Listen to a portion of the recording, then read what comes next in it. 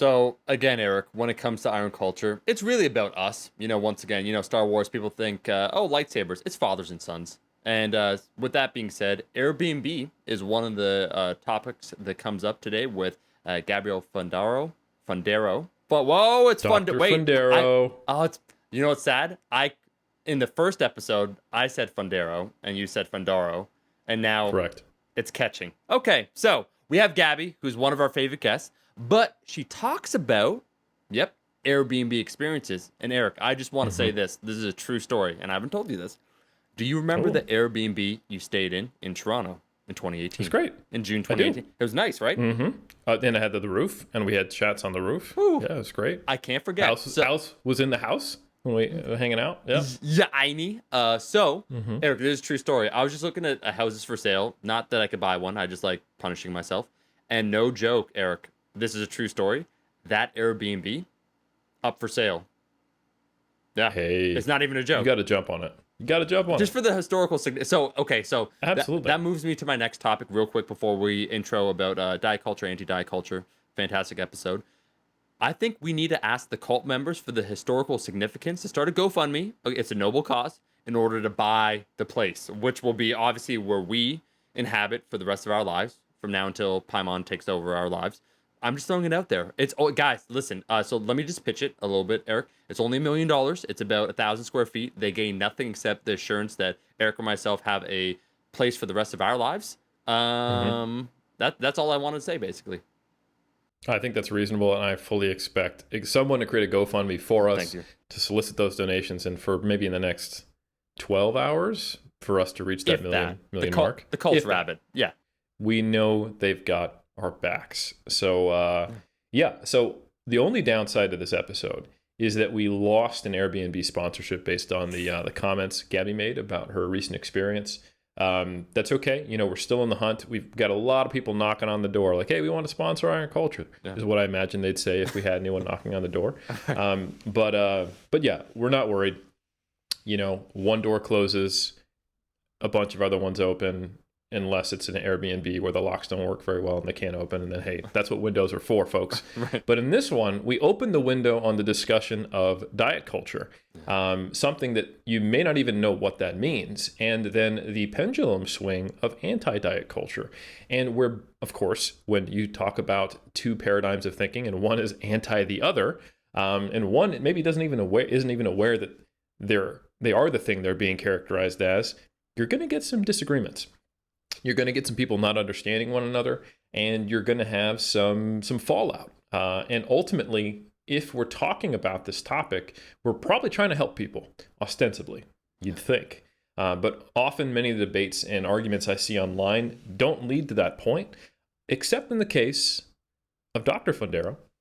Gabrielle is doing a great job speaking to the gap between these two perspectives or camps, or labels is probably the best way to call them, and saying, hey, hold on, we don't have to necessarily pick sides here, and there is something to be learned. There are issues, there are new ways of thinking, and there is evidence out there. We do know some things, and ultimately we can take a more rational, respectful, emotionally intelligent approach to this conversation, and hopefully all of us be better for it. And that's exactly what this is. I have a tremendous amount of respect for how she's been operating in this space, the content she's creating, and the openness she's had, and the willingness to put herself in a position of critique from both sides, and hopefully help us all learn more, become better, and be better clinicians or individuals because of it. And just quickly, I have to give a shout out to Gabby, one of my favorite guests. I don't have to pull any punches. I can tell it like it is. But Eric, also your lucid contributions to this. Once again, one of the leaders of the evidence-based community. Boy, I think for some people this might be slightly challenging, provocative, because the vestiges of the, let's say, archaic model of the original evidence-based community of not gotcha journalism, but it's like, I'm about to dunk on you, bro. It's like, oh, you think it's 0.8 grams of protein? It's actually 0.78. Boom, here's the research paper that we want sometimes narrow. It's 0.83. Okay, sorry. Yeah, see, now another apology we need to give. We can't get it right, but it's okay. We just keep going. I would say that for some people it might be challenging, especially if you want that neat little paradigm of a black and white world where it's like, well, this is wrong, this is right. And we talk about that, the moral attachments to food. So I think for some individuals, it might be a challenging but ultimately fruitful conversation to be had. And so it was just awesome to be able to participate in it, see you, Gabby, talk about it and move the ball forward, the proverbial ball forward, so to speak. So no, I think this is an excellent episode.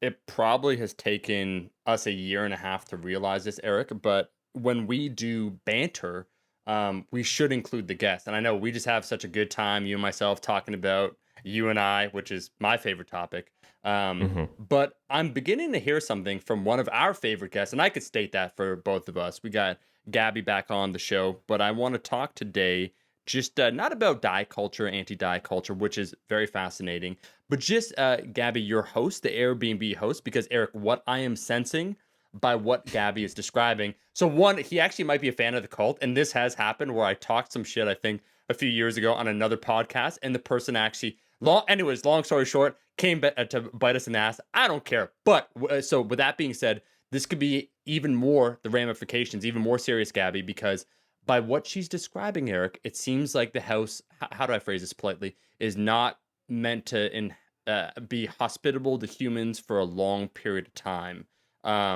It's an in-between place, if that makes sense, Eric. It's like if you bring people, but then they don't leave.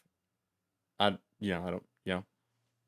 No, I feel what you're putting down, Okay. and I don't want to put words in Gabby's mouth, but I will say that if I was Gabby and I was in her situation, there would be words coming out of my mouth, not that I'm putting them in hers, that would maybe not be positive regarding the state I was living in and my needs as someone who needs to use the internet regarding the strength of the connection.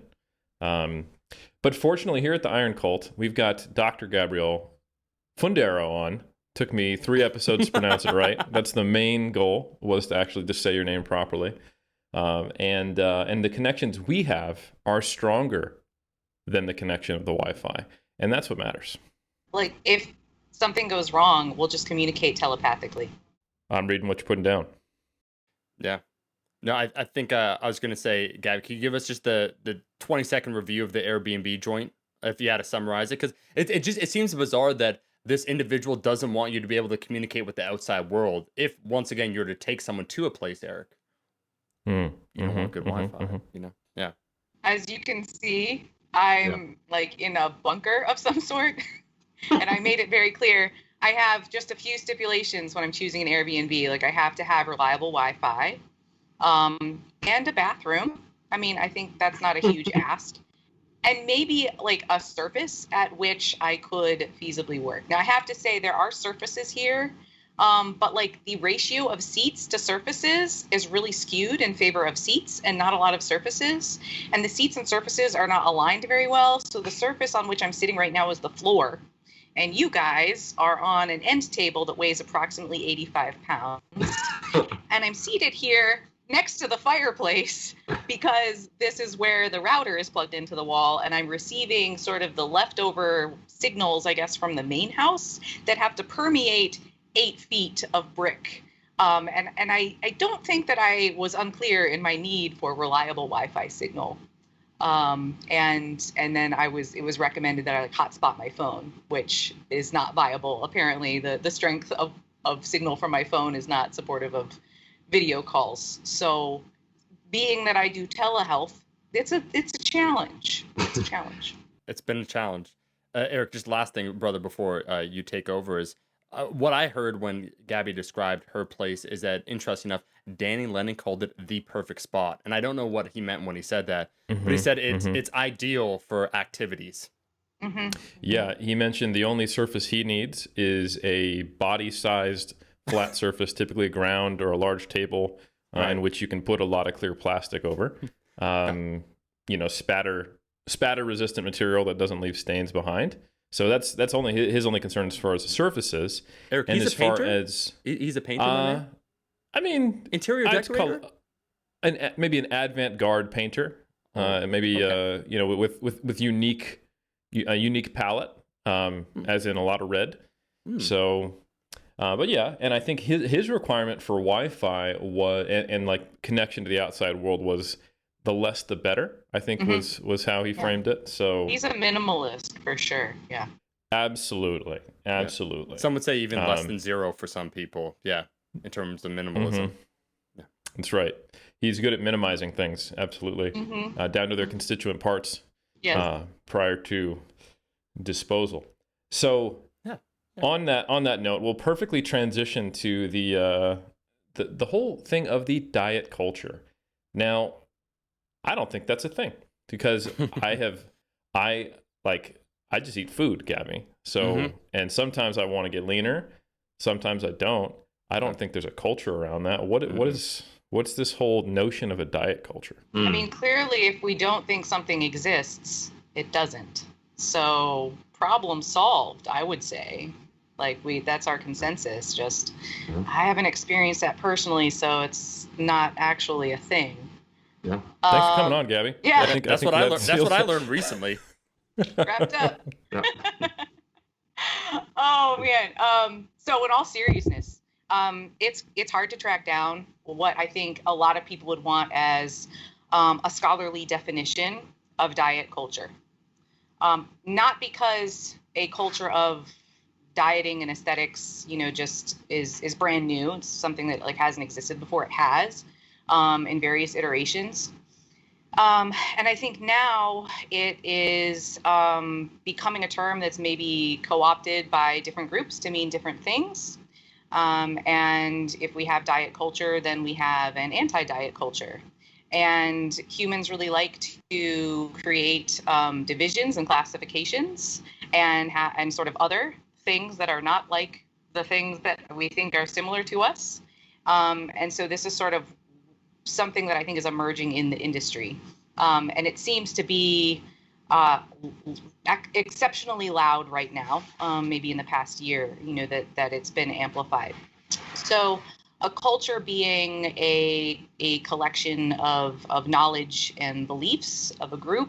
Diet culture has been defined by various individuals. I've seen a couple dissertations that are working on trying to really classify it in a way that we could maybe use it in literature. And if we want to do like coding or something, we could say like, oh, these words are part of this is indicative of diet culture existing.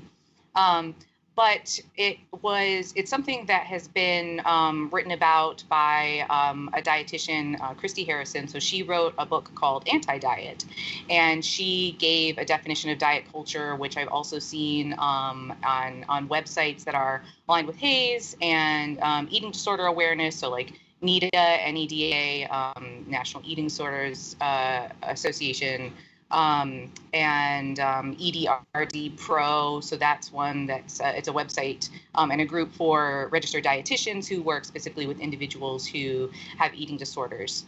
And so the way that they classify diet culture is sort of a system of beliefs that attach morality to body size and food choices. That's my very condensed definition. And so it attaches worthiness and value to generally smaller body sizes, whereas larger body sizes are seen as more riskable and less worthy.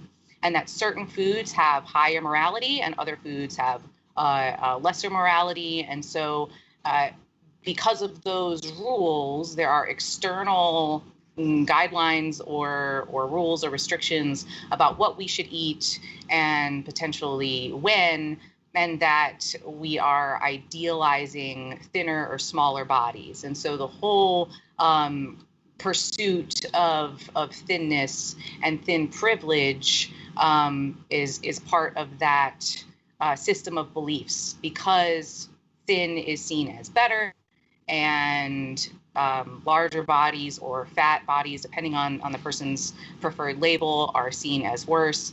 Then this could potentially give rise to things like weight stigma or thin privilege. So the former being something that we can potentially see existing in the medical field, And then the latter, certainly also in the medical field, but it's something that gives people in smaller bodies an advantage.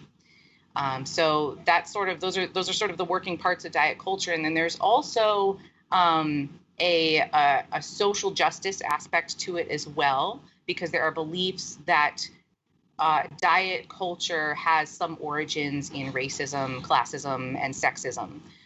So there's sort of the diet culture that we think of as being in the diet industry, and people think of it a lot more, I think, in terms of just morality around food and diets, and that's certainly one aspect. But then there's also this other social aspect that that perhaps the diet culture industry is also ingrained in our beliefs about just human beings and their worthiness based on their race or their gender. So that's what I've gathered thus far as sort of what people believe to be diet culture. And there is a lot of overlap also with beliefs about fad diets in terms of, what does it mean when we say diet and things like that. So we can get into that too in terms of like specific definitions. But diet culture is the central tenets are lose weight, kind of keep dieting, gaining weight is bad, and you should not feel worthwhile if you are in a larger body or you gain weight. So the worthiness is about body size, and the way that we attain that smaller body size is through strict rules about food. Very interesting. Sounds like a non-contentious topic that no one would ever argue about based on everything you brought up. Intersections with gender, race, social justice. Yeah, so it sounds clear. I'm sure everyone's on the same page. I'm sure this creates no conflict. I'm sure there has been no issues between the medical community, the diet community, and let's say people who are advocating for social justice based on treating people a certain way based on their body size. So there's no interactions there. But in all seriousness, I think most people in some way, if they're in the fitness space or in the medical space as it relates to the obesity epidemic or eating disorders or dealing with either one, probably has seen some echo of this. And in my experience, it almost always results in two people having very different conversations, using words and terminology that they don't agree on, and coming from a different set of underlying assumptions. So one thing that I've really appreciated about what you've been doing lately is that you're exposing the fact that, hey, that crosstalk, people talking across each other and not really being able to communicate, is not helpful. It's probably the root of the problem. And anytime you have these groups who identify with a certain set of values, there is some aspect of an echo chamber. There's not a lot of beliefs being challenged. There's a lot of people saying, yes, I've experienced that too. Yes, I believe that too. Let's band together. We know how to change this place for the better. And they may or may not be missing things. So I think you've done a great job, along with Shannon Beer, in trying to create some discussion. And I have seen you, the shitty part, and I've been in this position as well, when you occupy a space that someone else hasn't, or other group hasn't, or at least it's a minority, and you're pointing out issues in two opposing groups, it's a fantastic time to get both barrels from both people on either side and actually just be seen as the outsider to everyone. And it is a very difficult balance to walk to try to create inroads and bridges between those two groups. But it is the first step, because I think they're unwilling to currently meet each other halfway. But if you can be that bridge point, then those two conversations become a little more nuanced. And essentially this comes to, we kind of look at it from a social perspective. If you can be the person who is seen as an in-group member to these two groups that are fighting, then you add to the conversation. It expands the Venn diagram a little bit of what is us. Mm-hmm. And then those two Venn diagrams get a little closer, and then communication and ultimately progress can move forward. Because as soon as you identify some other group as the enemy or as the opposite of you, you're probably false. Most of the time, most humans, especially who are trying to do good things, like a doctor, or let's say someone who's advocating for for fair treatment of people. You probably have similar values at the core, and the fact that you can't see that in one another is the problem, not the actual thing you should be fighting. So anyway, that's my perspective. Talk to me about how you have been experiencing this gap yourself and what you've been trying to do to bridge it. Yeah, I love that you put in bridging the gap. That's the whole purpose. So, it really started with just an urge that I have. I think it's one of my values to educate. I just want people to be informed. I want them to make informed choices. And I think that if we as practitioners are fully informed and try as best we can to be kind of agnostic to these approaches, then we can ensure that our clients are making informed decisions as well. So we can, to the best of our ability, provide an objective a view of literature that might be contradictory. When we're looking at what are the effects of weight neutral approaches versus weight focused approaches, not in order to prove that one is superior to the other, but just to look at the potential applications for either one. Then we can say, here's how we might actually want to use these. And what I found was happening was that people were creating their own definitions for terms that actually did have definitions. Diet culture is a little bit difficult, but we can look at the books that have been written thus far and say, okay, we can find some common themes and kind of look at what diet culture is. But when we look at something like intuitive eating, which has been kind of colloquially used and misapplied, intuitive eating actually is a framework developed by two dietitians that has specific principles and specific applications and, yes, specific limitations. So when we use intuitive eating with a different definition and then say, well, it doesn't work in this case, it doesn't work in this application, or this thing that I just made up doesn't work, well, we're going to have confirmation bias there because we've just made up our own definition. B, the other people that don't know what the real definition is either, but agree with us, will say that makes sense. This is a really good discussion. And then we end up in this echo chamber talking about something that doesn't actually exist and why it doesn't work for something that the original thing wasn't intended to be used for, if that makes sense, And so I was watching these debates about why intuitive eating doesn't work. And I was like, that's not intuitive eating, and also it's not supposed to be used for weight management. It has this other application.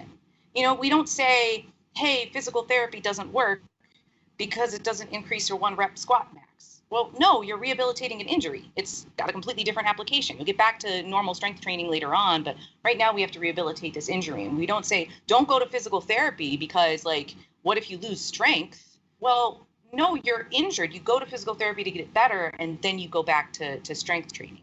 So it's the same way. If we're taking an approach that is intended to be rehabilitative, we have to look at its applications in that way. And then we can have a productive discussion about whether intuitive eating is an effective intervention for individuals with binge eating disorder or other disordered eating patterns on the spectrum.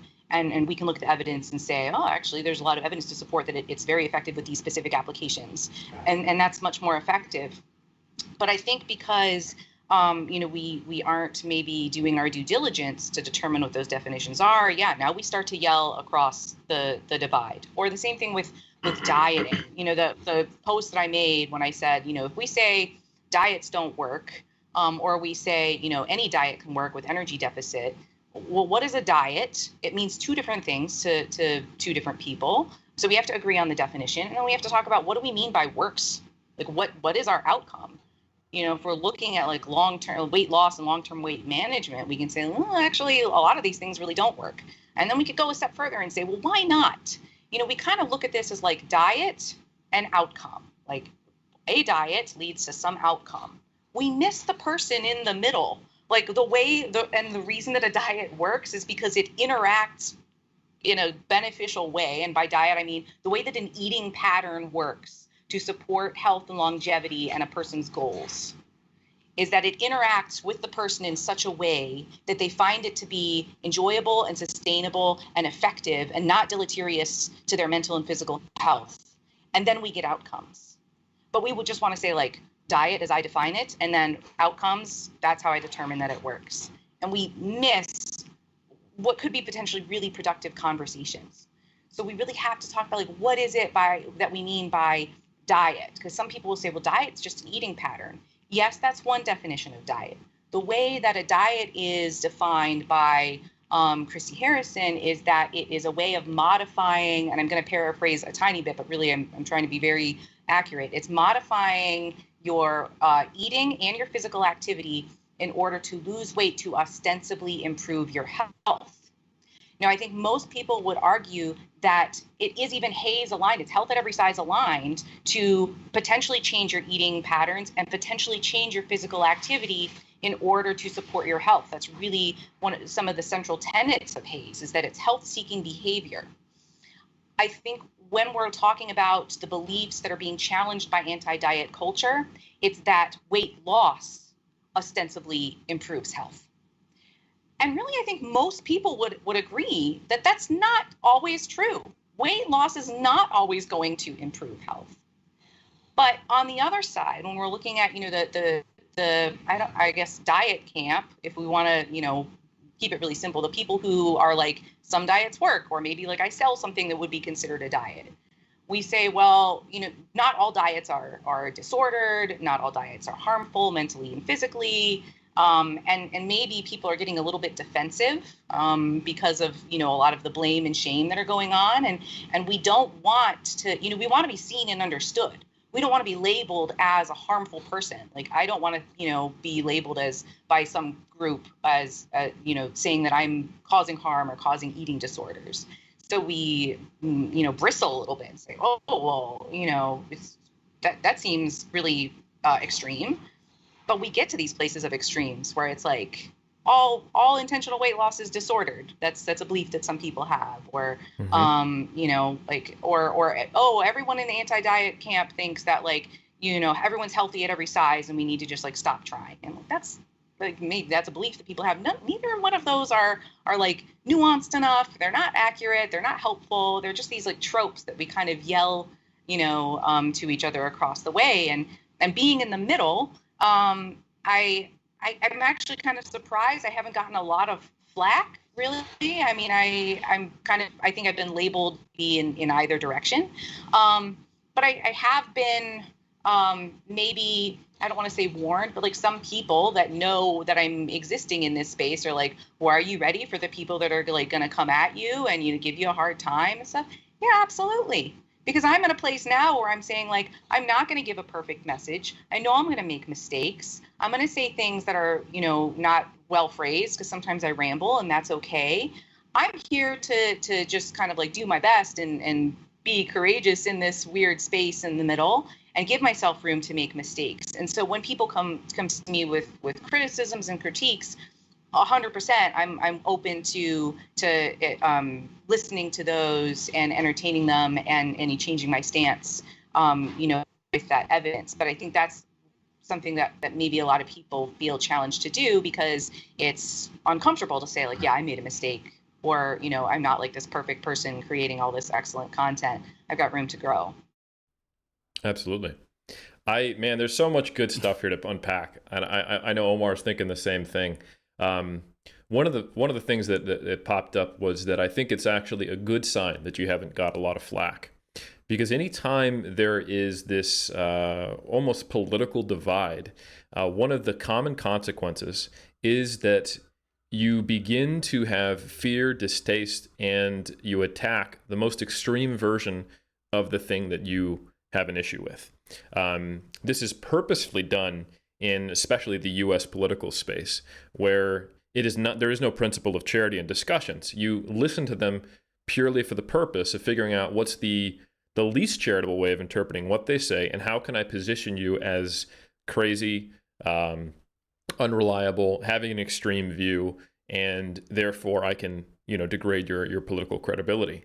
And I think that's not just something that happens in U.S. politics, as indeed to say, hey, we need the principle of charity, a straw man is a logical fallacy. It does imply that once we are in that quote unquote triggered space, and once we are in a position where we're arguing, where we're defending, and we're trying to look for holes in someone else's argument, we're no longer listening for the purpose of understanding.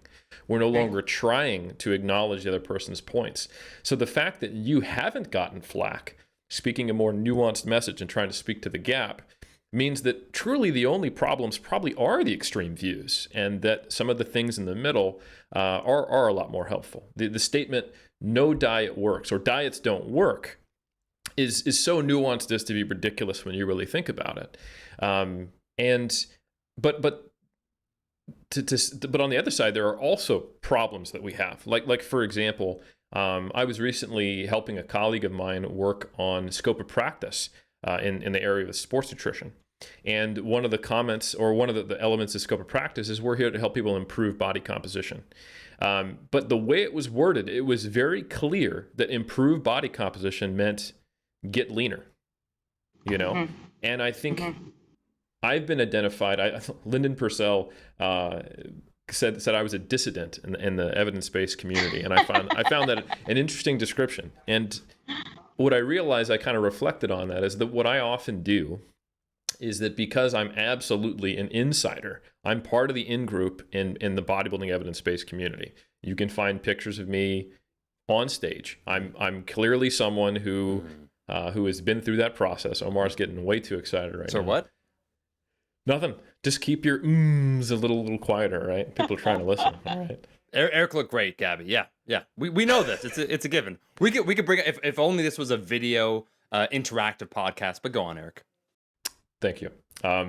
So because I am within the group, no one gives me that squinty, scant-eyed, cocked-eyed kind of look when I start talking about some of the problems with this. You know, I have the social credibility and currency to be able to say, hey, there's no benefit for you to be as lean as you need to be on stage. In fact, that's unhealthy.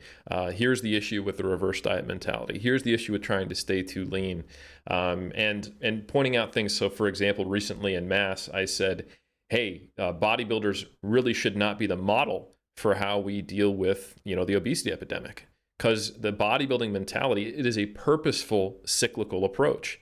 You get really, really lean, and then rebounding as part of the process to get your goal of actually getting bigger.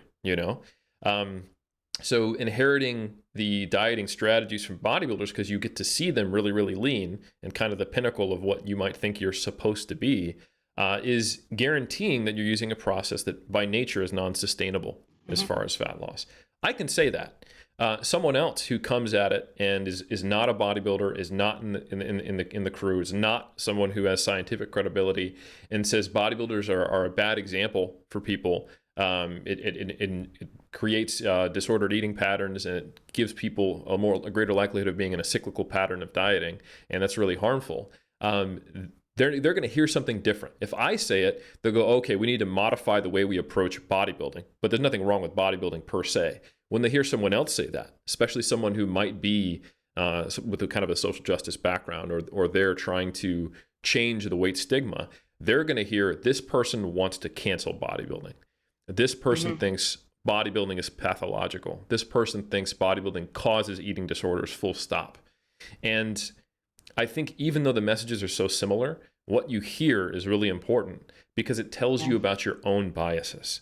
So what I would say to everyone listening is, are you giving the most charitable definition when you hear it from someone else, or are you getting triggered? And being aware of that, you can see how you can start to be part of the solution rather than the problem, so that you're not contributing from either side on hearing something. If I make a post saying, hey, here's the best approach to improve your body composition as a bodybuilder, that's not necessarily me buying into diet culture. I'm talking about a sport where you've got to be shredded.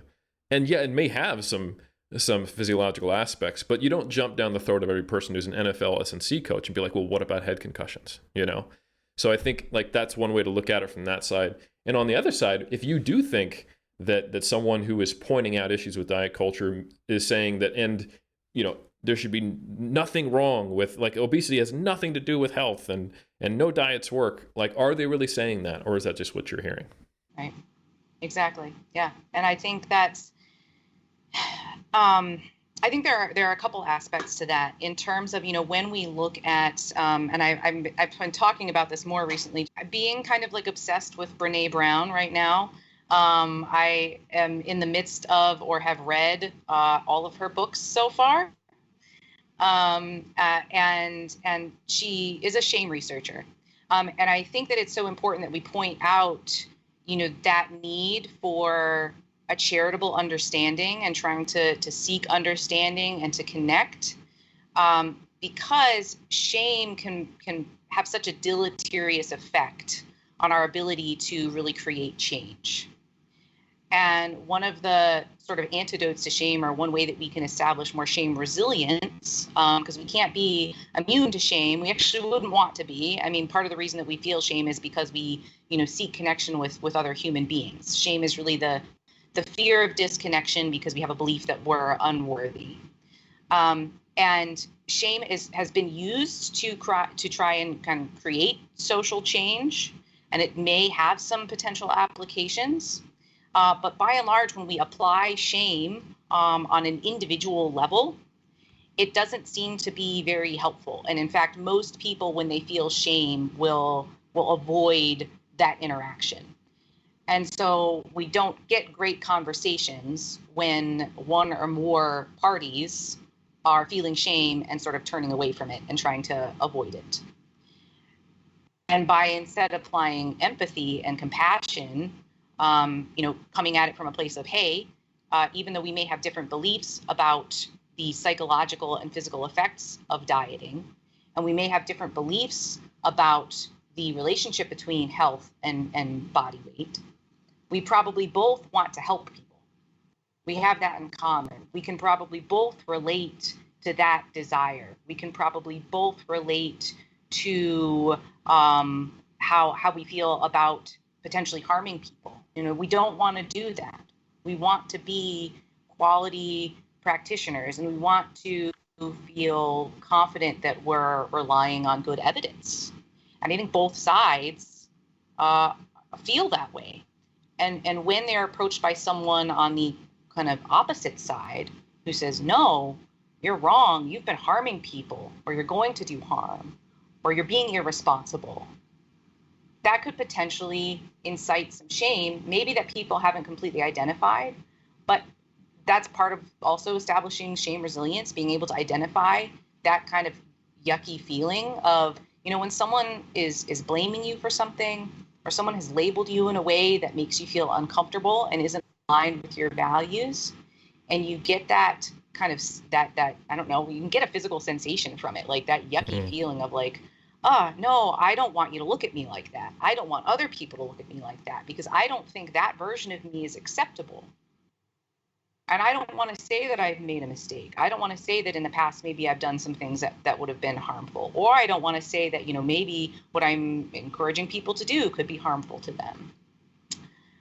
That could be a sign that maybe you're experiencing some shame. And it's something that people try to use as a tool to get other people to change. They try to shame or they try to use kind of like control or exert power over another person. And they're just not super effective ways to actually create change.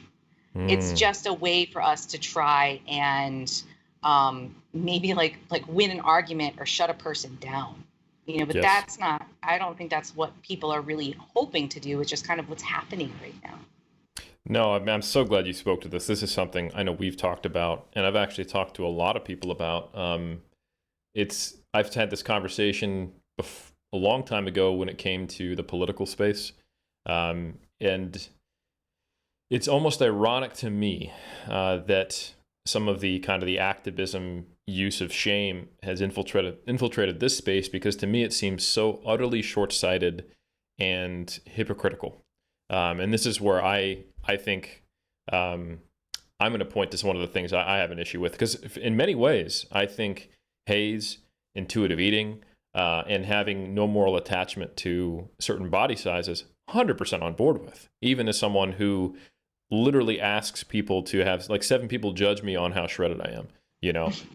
I can have that social distinction. I can hold that dichotomy of beliefs, which I can understand people struggle with. But anyway, the problem that I have is that it's so apparent that shame does not work for behavior change, because the obesity epidemic has not slowed down. Yet we've had shame around being obese, or being someone with obesity, I should say, for a long time in the West. You know, it's been a long time since in the West we thought being high in body fat was a good thing and a marker of your access to food and your resources, and as a high class thing.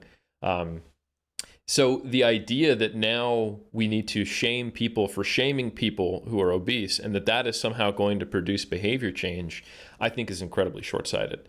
I think it is more damaging and harmful. And because there is not a robust discussion around the limitations, uses, and differences in shame at the societal level versus the individual level, how does it play out? You know, I think rarely telling someone, "Hey, you're a piece of shit," results in behavior change.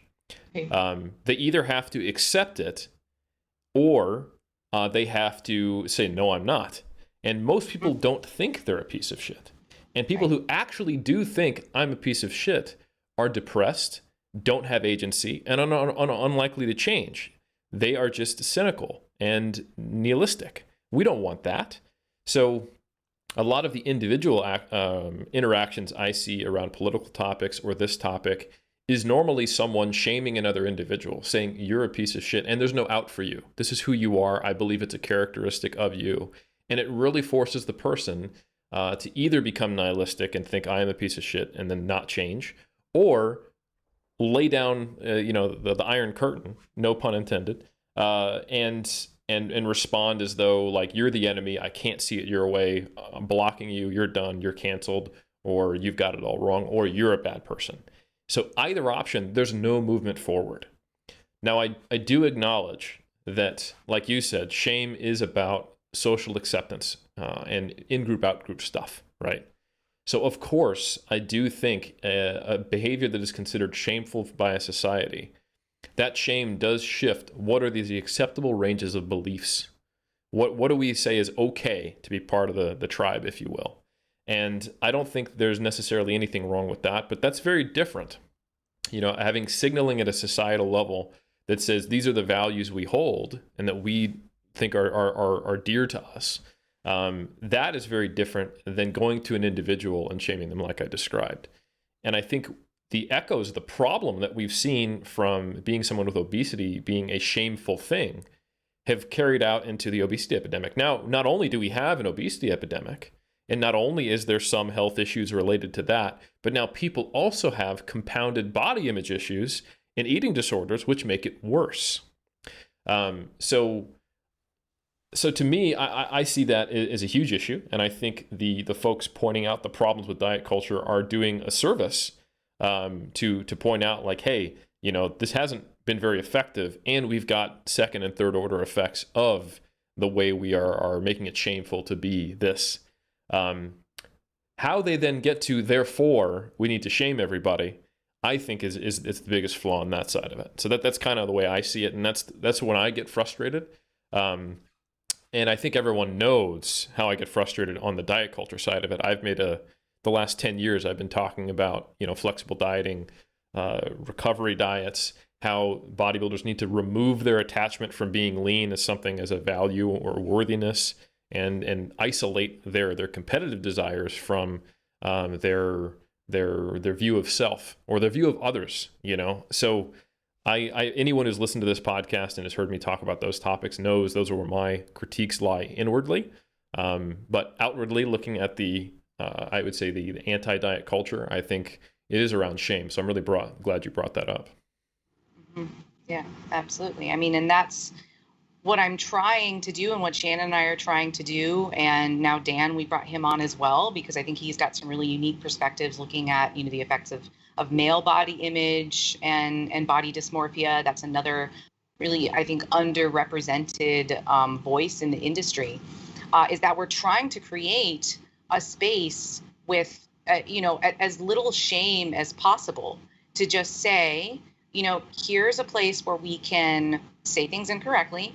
We can make mistakes, that we don't have, specific expectations that everyone has to know what they're talking about before they get here. But here's some information so that you can be informed about what these different definitions are. And there's potentially an application for a number of different approaches to nutrient intake and a number of different approaches to movement and physical activity. And do we have to pick a side? Some people really think that you do.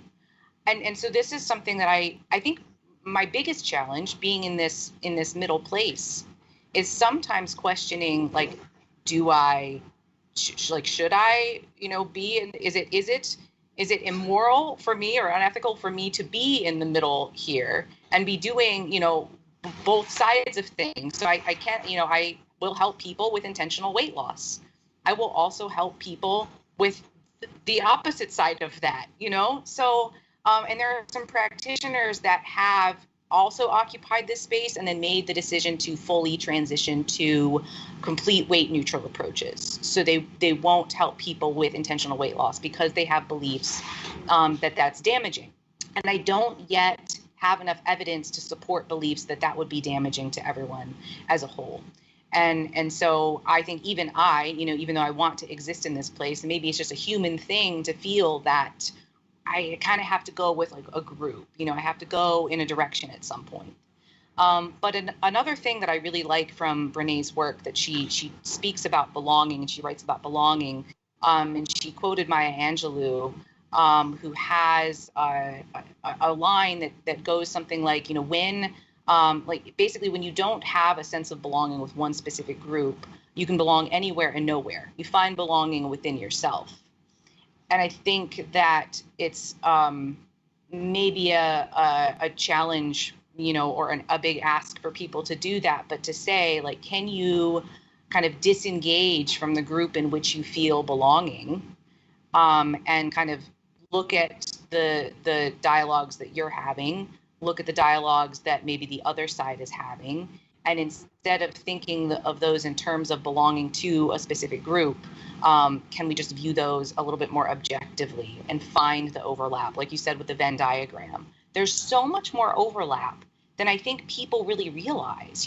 They just think they have like just a belief about what HAZE might actually mean. But when I bring it up and I'm like, well, the central tenets of HAZE are like life enhancing movement and eating for well-being and respectful care. And people are like, that sounds awesome. And I'm like, yeah, I know it's pretty cool stuff. And they're like, but that still sucks. And I'm like, I don't get it. Like, really, what's the problem with that? And I think it's because instead of really looking at like what the central tenets are and how that could be applied, we're really looking like over that into like the person on the other side that we're like, I think that person's being kind of like rude to everyone else. And so I'm going to just say that none of this has any application because some of the people who are talking about it really upset me. And it's like, well, we could probably also do a better job of the way we're interacting with each other, but can we kind of remove that and say, like, we don't necessarily have to look at the people who are representing these things all the time, but just like look at the actual concept itself and see, like, can I bring that in and take a look at that?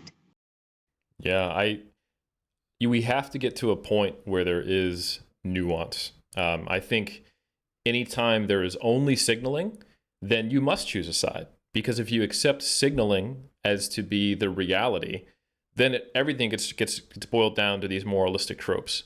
I understand the value of signaling when there is an immediate need for change at the societal level. You need to get everyone on the same page. You're trying to have an actual movement.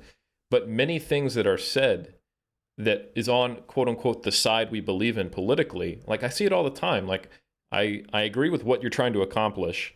That statement is objectively false. Like, for example, I do think people should speak out against racism. I don't think silence is violence. I think violence is violence. I don't think you should be silent. But that level of nuance at certain times is not going to be well received. There's probably some people I pissed off just saying that now. But my only intention to say that is to say that if we do want to get to a point in a topic that is ultimately not related to societal level change, but helping individuals, that we're talking about healthcare here, we're talking about individuals achieve their goals, we have to come from a place of listening to them, understanding what their desires are. And when we start to mix that with these signaling things, I think that really creates some problems. Like, how can you be someone who promotes motivational interviewing, Yet if someone came to you and said, hey, here's what my values and beliefs are, and it includes that I would feel empowered by losing some body fat, and go, no, I can't work with you. I don't believe in your values or your personal thing. It's you have to hold these two conflicting belief systems. And that's not to say that there aren't times when someone who wants to lose weight, just because that is what they believe is best for them, it's not harmful. I mean, we know anorexia is a thing, right? But that's another example of nuance. And to be a practitioner, you have to be real comfy with nuance. It's all about nuance. Every single person and the beliefs they have and the goals they have and where they're on their individual journey requires nuance. So sure, if you want to be someone who's out there creating signaling, creating group movement, generating awareness, that's a tool that can be used for harm or for good. But ultimately, when the rubber hits the road, it's got to be something that includes nuance. And if you're sitting there in a position that is rather unnuanced and you're trying to help people, I think there's almost an impossibility that could be the way to go. My personal views. Soapbox removed, and I'll let other people speak. Yeah, no, I think one example that comes to mind now, and another place that I feel, I'm glad that I'm at a place now where I'm comfortable with making mistakes, and I can speak shame, and I've been able to identify that, that this yucky feeling that I get when it's sort of, I would say, like, shame and perfectionism are sort of like close bedfellows. If people who are perfectionists that can relate to me, we have this sense of like, if I'm always on my A game, my best self, and I don't make any mistakes, I'll always be acceptable. I'll always be accepted. I'll always fit in. I just have to not make any mistakes, and then I'll be okay. And then the minute we're threatened with the idea that we may have made a mistake, we get that sense of shame. Or if someone points out that we may have made a mistake, we get that sense of shame, that fear of disconnection, that if I'm not perfect, I'm not worthy of connection. I don't have a place here. And imposter syndrome, I think, is another manifestation of that. Yep. So I've finally have started to move into a place where I'm like, oh yeah, no, you know what? I don't always know 100% what I'm talking about. And that's okay with me now. And it's actually even okay it's okay with me when other people are like that too now, which was not a thing for me before. I was very, I could be really, and like past content that I've made express this as well, that I was kind of judgmental of people, even if they had good intentions. And I was like, you shouldn't be putting this stuff out. Like, this is crap. Now I'm kind of like, I see where you're coming from. I know what you're trying to get at. Can I provide you with some other information? But that's the kind of space that we have to create, like, for everyone. And so back to my example, one thing that I feel confused about is what term we want to use for people in larger bodies. Because when we're looking at the medical side of things and we use person first language and we have classified obesity as a disease, we say a person with obesity. But some people don't want to be called a person with obesity, or they don't want to be called obese. And obese can be a potentially inflammatory term. So then there are some people that might want to be called a person in a larger body. And then when we say a person in a smaller body, or we say straight body people, sort of like cis versus trans. So we have larger body people, straight body people. And then there's the idea of weight normative. And then some people say that they don't want to be called those, they want to be called fat. And so if we are in a place where we feel like we can't make a mistake, like, oh my gosh, I don't want to call a person by the wrong adjective, because I don't want to be shamed for it, we might completely disengage from that conversation instead of just saying, hey, is there an adjective that you would like me to use? And then use that one. And on the other side, I think it's very important for people who are sending out the message of hey, these are the other adjectives, don't call me a person with obesity, call me fat. Maybe I think it would probably be a good idea for all of us to maybe even just speak individually too, are you speaking in terms of a movement? Is this a movement to, for everyone who has a larger body, that fat is the word that we use for them. So that's just one example of sort of where we can get caught up in that fear of making a mistake and not knowing exactly what to say, so you might just disengage. And on the other side, the person thinks like this is the right word to use, and if I see someone not using this word, I'm gonna make them feel bad. That's like super not useful. That's just Yeah. a shame. Brene says it's a shame shitstorm. You know, we both are just like, I don't know what I'm supposed to do in this situation, or I think you should do this, and lots of finger wagging. When instead we could probably just have a productive conversation. Like I said, just like, is there an adjective that you would like me to use for you? And you know, like acknowledge that that's a valid thing. This person has an adjective they'd want us to use. We don't have to say like, oh, that's silly. You know, I'm just going to use whatever I want to use. No, we can meet in the middle, create a mutual understanding about what the adjective is and why, and then like respect that person as a human being and call them by that thing. And on the other hand, if a person accidentally says something wrong, you might say like, oh, I actually prefer this other thing. And that charitable regard of like, you know, assuming that people are kind of trying to do their best. That doesn't always mean that people are doing like good things or that the best that they can do is beneficial. But I just think it's kind of a nice way to approach the situation. And it's not always going to be applicable, and it's not to gaslight people or to say that they haven't had, you know, really awful interactions. Absolutely. But I think it might be a helpful place to start to like try to come at each other with questions and understanding, and allow for mistakes. You know, like there's a difference between a person who's uninformed versus a person who is a bigot. Like we have to be able to 100%. differentiate. And it's so important to make that differentiation, because if you are someone who is out there trying to make change, that means you need to have the belief that people are capable of change. But if you take a position where that person is purposefully saying something that is meant to be harmful, you're assuming their intent, and they are a bad person, they are an outgroup, that's the opposite worldview that people are willing to change. That's a worldview that says, the people who see it my way are good people, and then the other people we need to shame, point fingers at, maybe put places where they're not allowed to interact with society or kick them out, whatever, you know, but they're bad. That's not saying I want societal change. That's saying I want everyone to view it my way and the other people have to get out. But if you are someone who believes in the capacity for society and therefore individuals to change, then you have to approach people with that openness that, hey, who you are today could be very different than who you are tomorrow or 10 years from now, just like it is the case for me. My personal revelations, I can put myself in your shoes. You may have personal revelations, you know?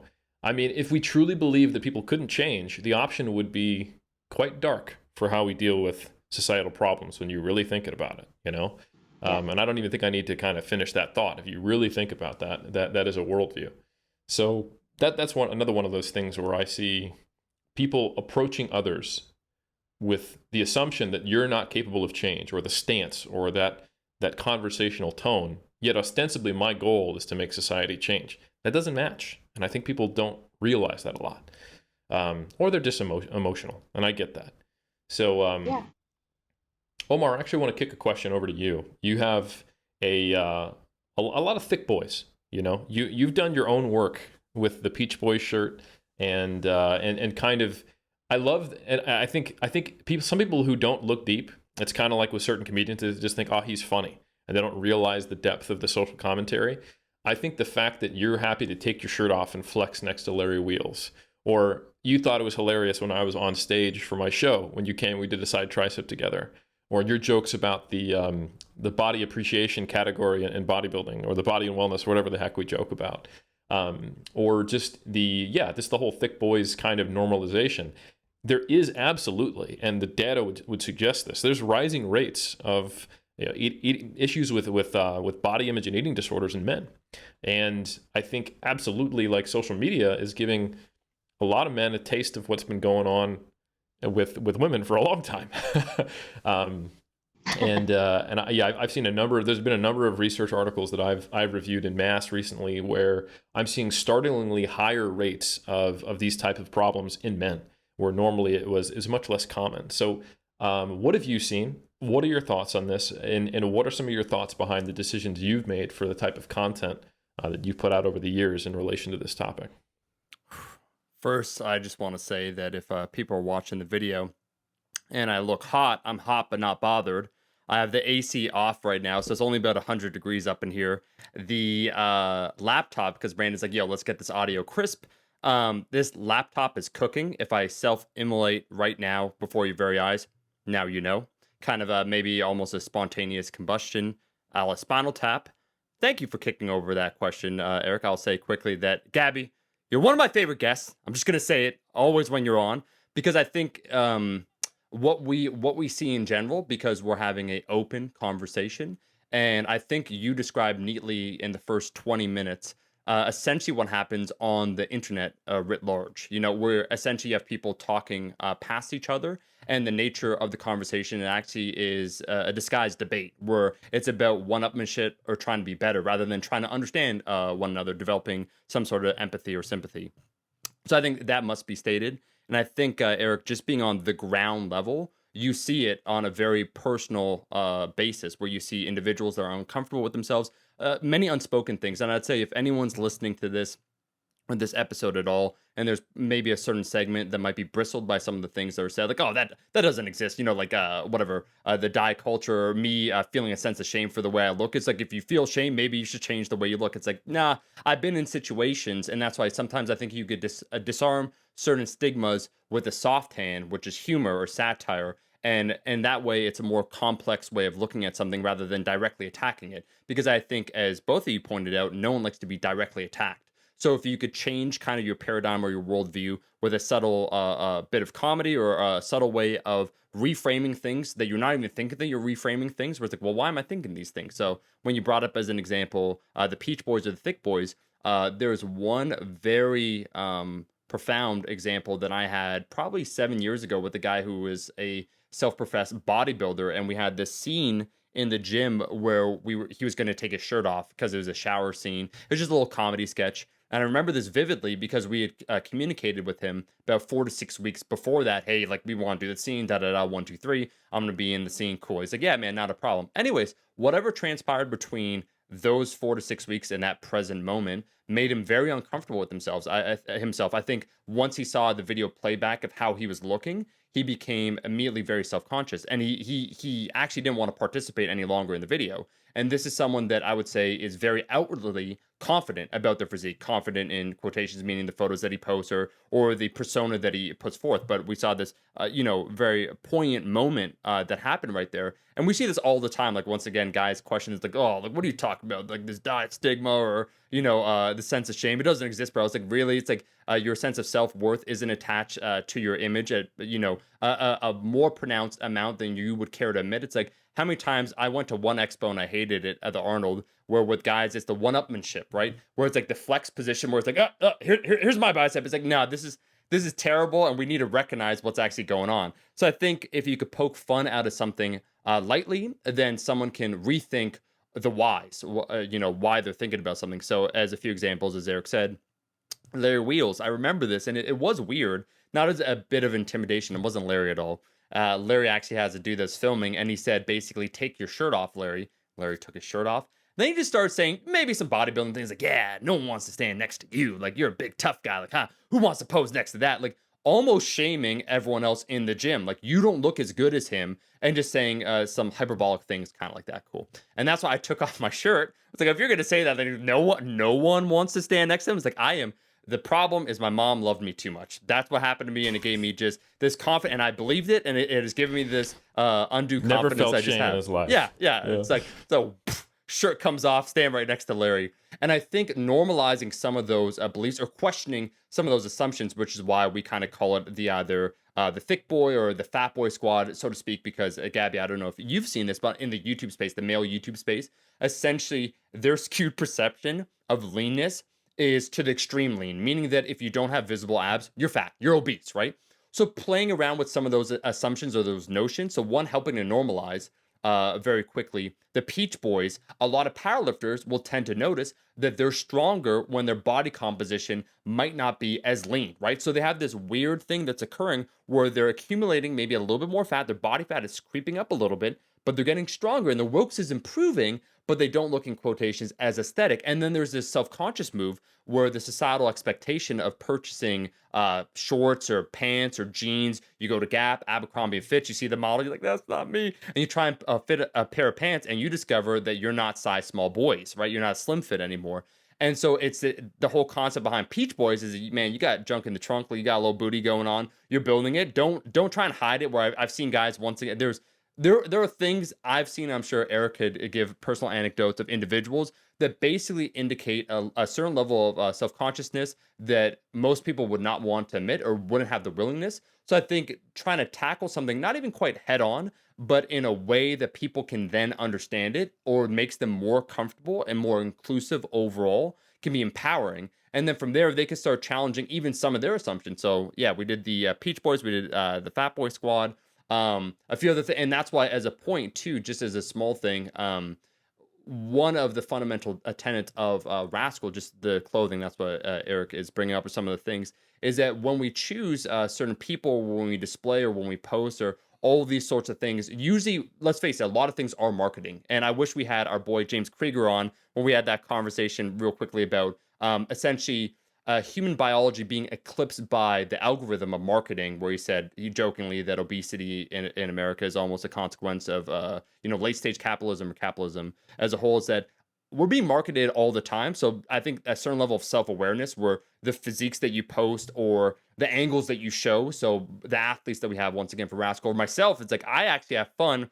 I'll take a purposely really shit photo. So a non-flattering, the lighting, the angle, this and that, or also just a regular photo and show all the different perspectives. So looking, the most favorable condition, a normal condition, and then a less than favorable condition, just to show that it's okay. Because I think there is a undue pressure on humans on social media to be essentially perfect. I would put forth that women have it much worse than guys. From what I've seen, just like the comments, the equal comments of just like posting about their physiques. But it does exist for guys, and I think the more we can actually recognize that and have that open conversation, the easier it'll be to get over that. And I know, once again, it's tough because I think in the fitness space, and I'm curious what you two think now to punt it over, maybe starting with Gabby, is why it's kind of endemic within the fitness space where some of these notions, once again, bristle certain people, where I think there's that sense of self-improvement that people desire in the fitness space, where they want to get better. So to challenge that notion that you're not the sole author of your destination, your journey, or your sense of self, that there are other either societal factors or bigger factors, or there are perspectives outside of your own, and your experiences are not the definition for every other person out there, can be challenging and can be almost scary, where your neat little paradigm of everything fitting together in a little puzzle and things might be more chaotic is frightening, So I'm curious, maybe the question I would ask for both of you, and starting with Gabby, is what do you think from so let's say the fitness industry side. So, or as my boy, Chip Conrad, Eric, you'll like this real quick.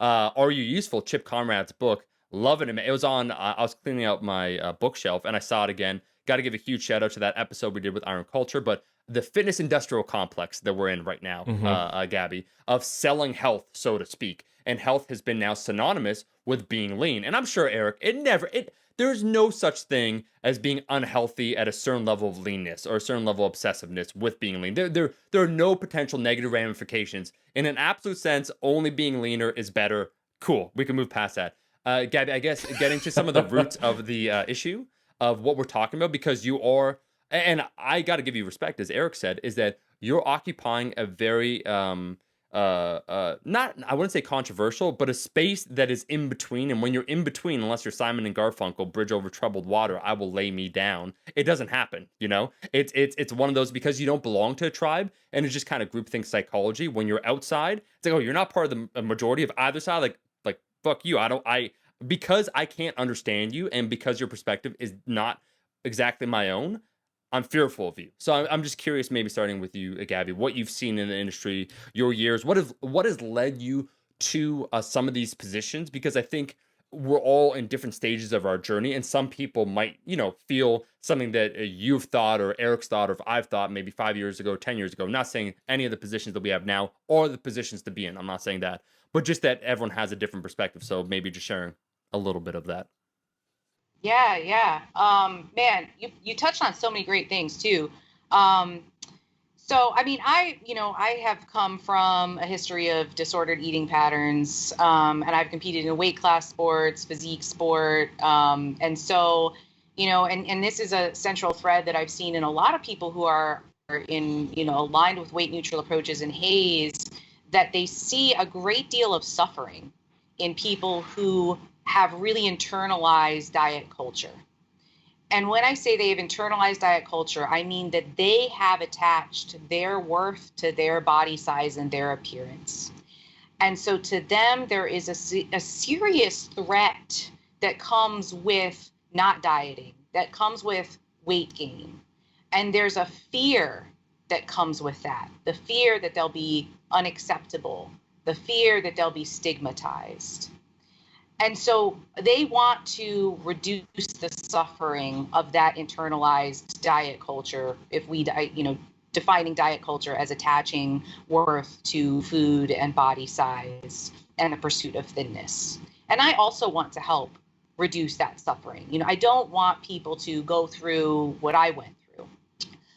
But we really have to be careful about avoiding the righting reflex. And Eric, you kind of touched on this as well.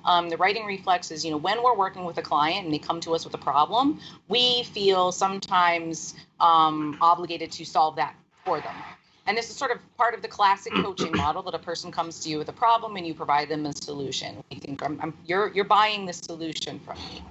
And motivational interviewing and, the comprehensive coaching framework I'm working on with Shannon, and a lot of changes in paradigms in the medical field too, are starting to flip that and say, the solutions lie within the clients. So,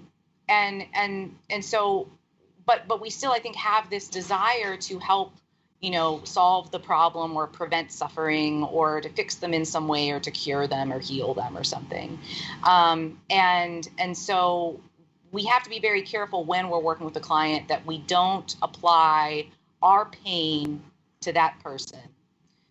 Our experiences help to inform our decisions for sure, but we can't look at another person through the lens of what has harmed us. So I think that's one of the big things that I really started to identify where my biases were. And that I was hanging out with a dietitian friend out in Texas some months ago, and she works with individuals who are struggling with addictions.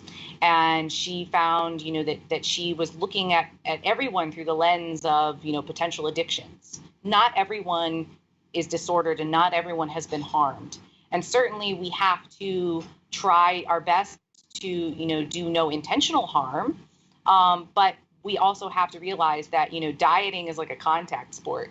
If we're going to guide someone through intentional weight loss, there are going to be risks, and we have to inform them of those, and then they can make an informed choice. Now, the reason that I also would be considered, I would say I'm aligned with Haze and weight neutral approaches, is that those have incredible utility as well, and that we can see that there are documented evidence-based benefits to those, and that they often can undo some of the harm that can be done when people have internalized diet culture.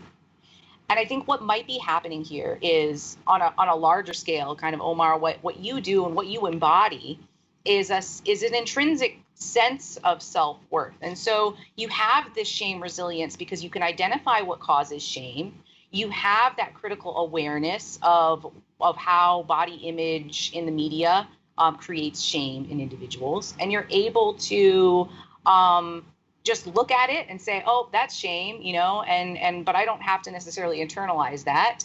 I have this intrinsic sense of self-worth. And that's what the anti-diet movement, I think, is trying to evoke in people, to say, hey, you have worth. Like, please internalize the belief that you are worthy at every size. Because yes, that's the only way that you can actually change your behaviors to seek out health, to engage in life enhancing movement and eating for well-being. So yeah, change is going to happen.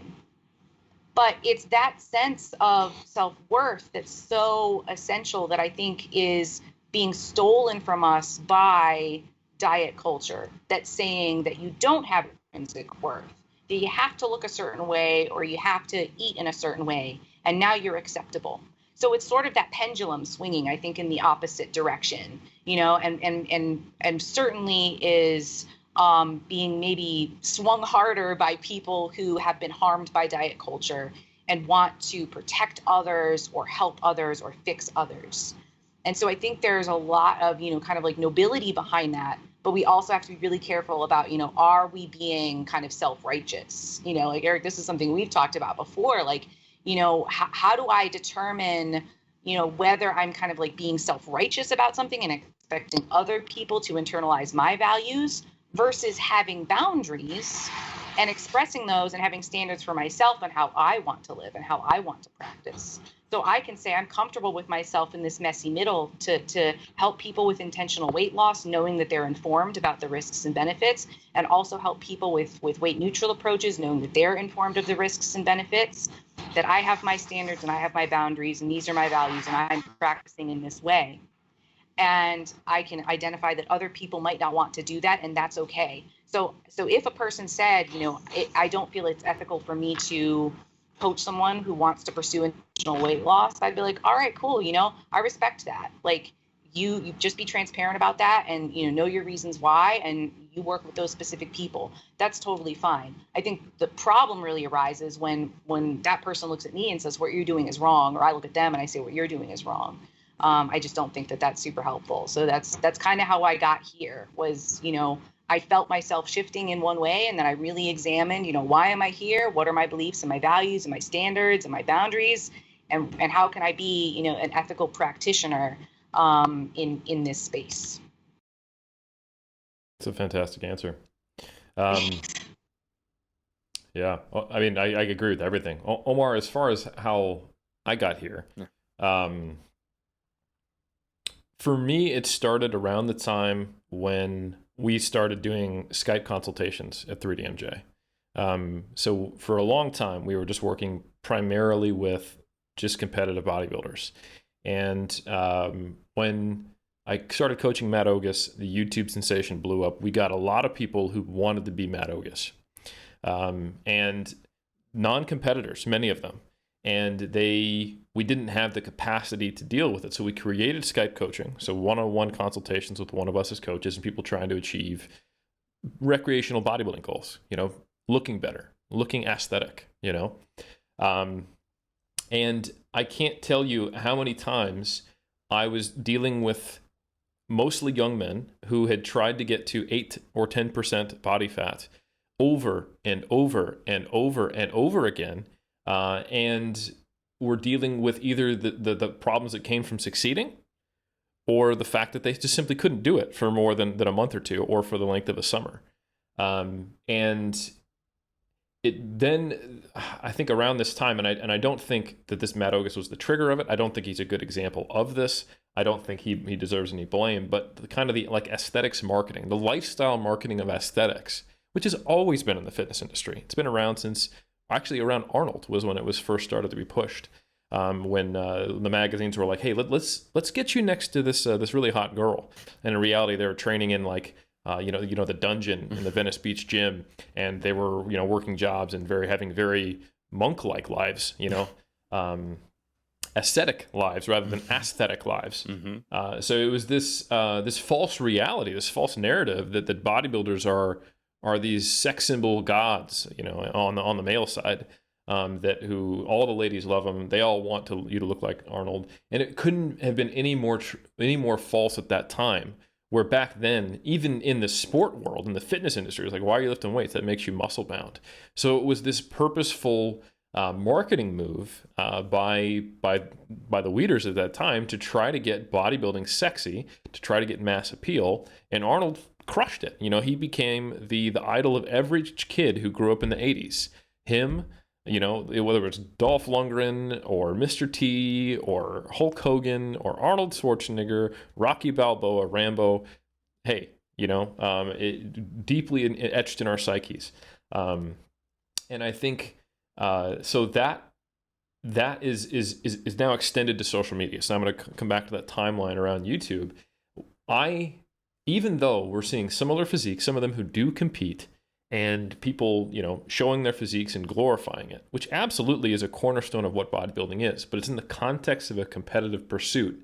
But when it's just, hey, you've got a hot, shredded, sexy body, which hot and sexy for me don't click necessarily with shredded, but that is the messaging. That's the way you make bodybuilding quote unquote mainstream.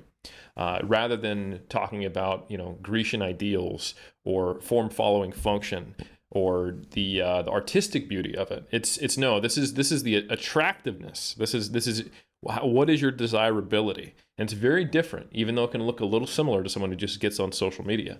So I can tell you that if there's anything that disgusts me, that I get mad about, that triggers me, it's aesthetic marketing, male or female, and it's trying to position the idea that you will have this awesome car, successful life, happiness, respect of your peers, in general, self-worth, social credibility, and success if you look like this. And that is something that I've been a vocal opponent of for 8 years that I can think of, consciously. That's something I was like, this is a real problem. And it's something that I've had to, that gets me so riled up because I've had to deal with it on the individual level. I had to deal with a softer version of it myself. When I did my first competition, I lost if we want to talk self-determination theory, I lost my autonomy and my relatedness because I gained like 50 pounds in 2 months. I was like, how can I call myself a bodybuilder looking like this? And I was so impressed with myself and my ability to have, dedication, desire, discipline, the things that are the cornerstone of the business that we started, and the things that we glorify in bodybuilding is, man, you pushed yourself so hard. And those are valuable things. And we actually have data to show that it does build self-efficacy. It does build self-belief. There are positives that come from this experience. But when you can no longer control it, now all of a sudden you lost your community member card. Now all of a sudden you lost your relatedness, and you lost that sense of, well, wait a minute, how did I even get here? Like, why don't I have this self-control anymore? When biology butts its rearing head against the self view of who you are and want to be, that can be, like Gabby said, a real existential threat. And it can be very depressing. So I think that's kind of where my whole career arc was born out of, Omar. And I still see it today. And that's why I'm very intentional. Like, if you see me looking shredded or doing something in that manner, it's something related to bodybuilding. It is something related to performance. It is for a purpose. You won't catch me taking my shirt off, talking with my hot girlfriend, or something like that. Because A, that's my wife, you son of a bitch. You better respect her.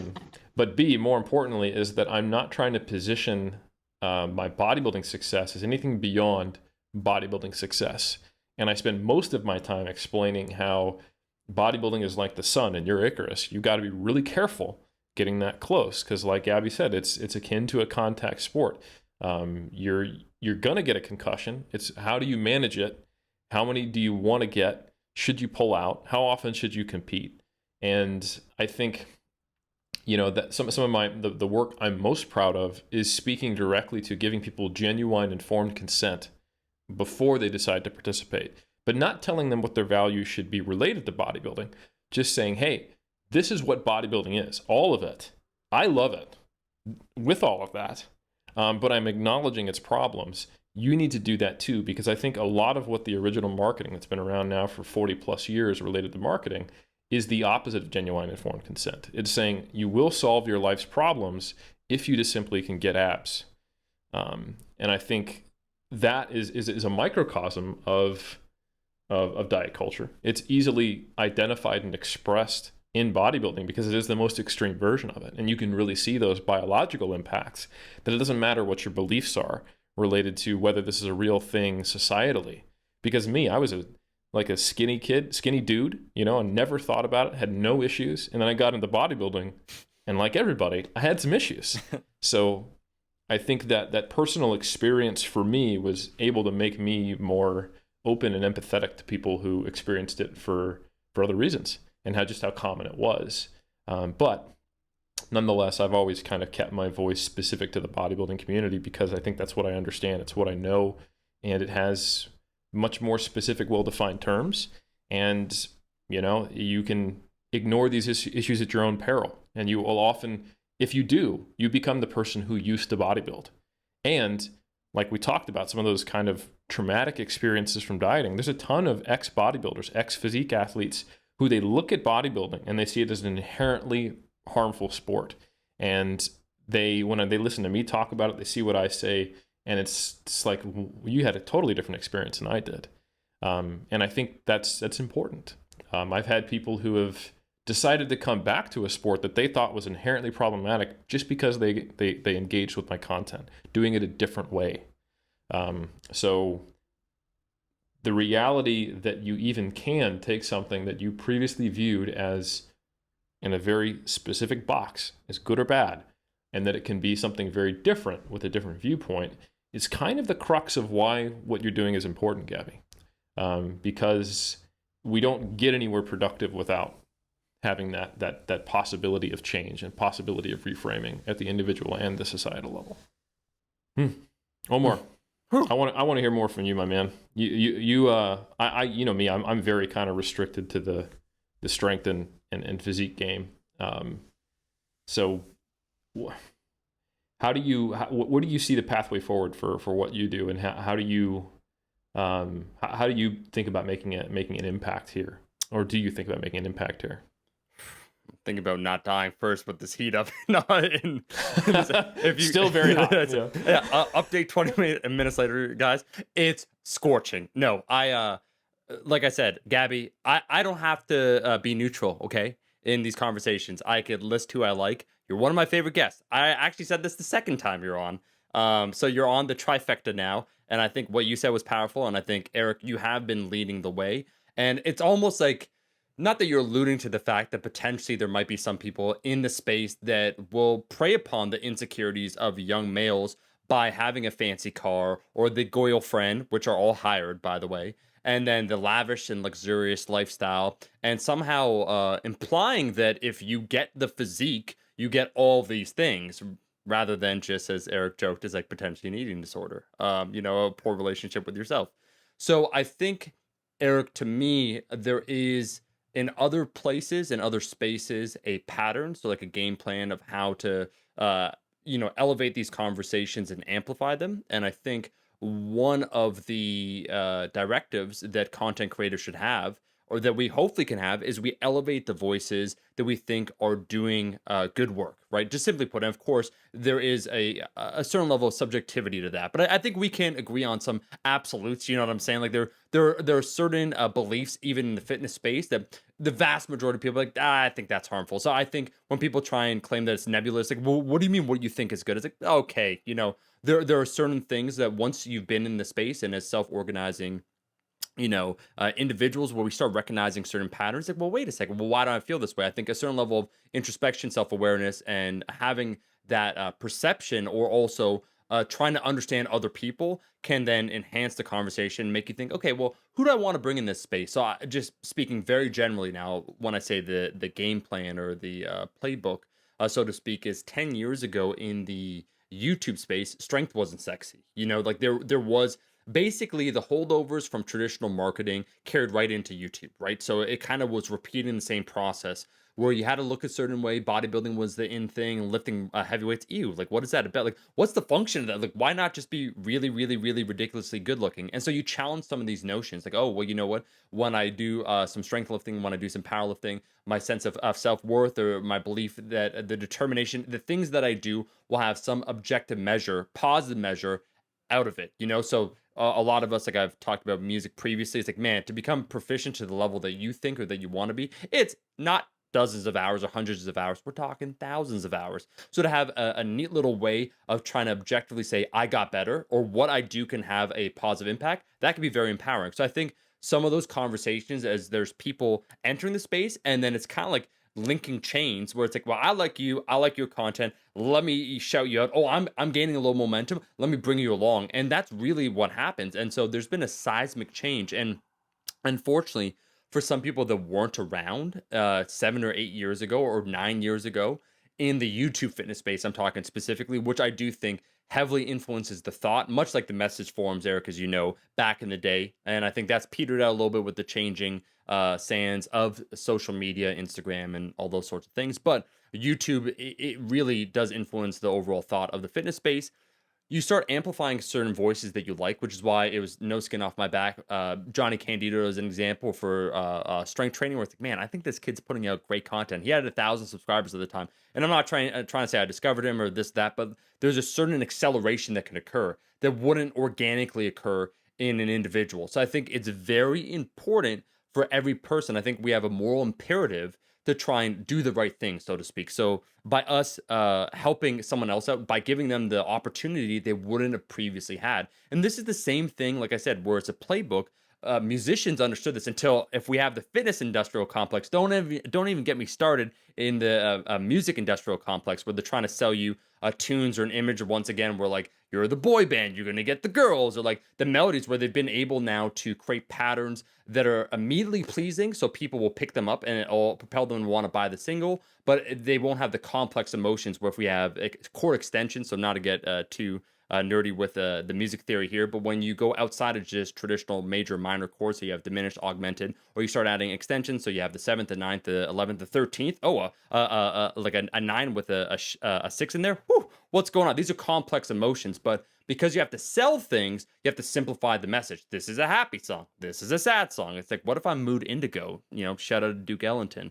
So the same idea when it comes to the fitness space is what's happening, where you see there's a simplification that occurs, and you have to resist that. And if, once again, us having the moral imperative to do the right thing, we should see and recognize that, well, how am I being marketed to? What are the things that I don't like? And how can I change this? And who can I try and communicate with? And there has been, that's why, as Eric knows, and Gabby, I'm sure you know too, the evidence-based bubble, where there's kind of a pre-agreed notions that maybe they want to do, or maybe the group, how it's interacting, or some of the goals. And whether or not we succeed, as you said, what I really liked, what you said, Gabby, is that it's the intent to do better. It's not saying that you're not going to make mistakes. That's not a tenable position to have. But it is saying that over time, once again, we want to be making a positive impact, or leaving the space in a better position than where it once was. So I think, Eric, one of the big things I've been talking about community is we have the power. We, the people, we do have the power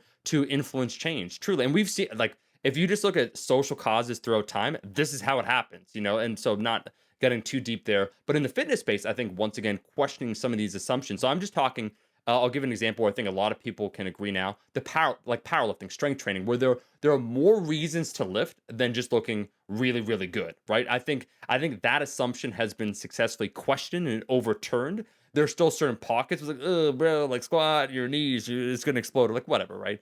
Certain things, but we've been able to turn that upside down. So I think sometimes the satire, disarming certain things, having the conversations, continue to have the conversations, being brave enough to understand, once again, that when you challenge certain status quo or certain notions, that there will be pushback, but those conversations need to be had. And just one small example before I pass the baton over, and Eric being one of the leaders in this, where you talked about the flexible dieting. I remember, and see, people, that's why, y'all, I'm being that grandfather now. Like, you don't understand. Back in my day, we walked 8 miles to school with a foot high of snow, and I lost 2 feet. It's like, well, how are you still walking then?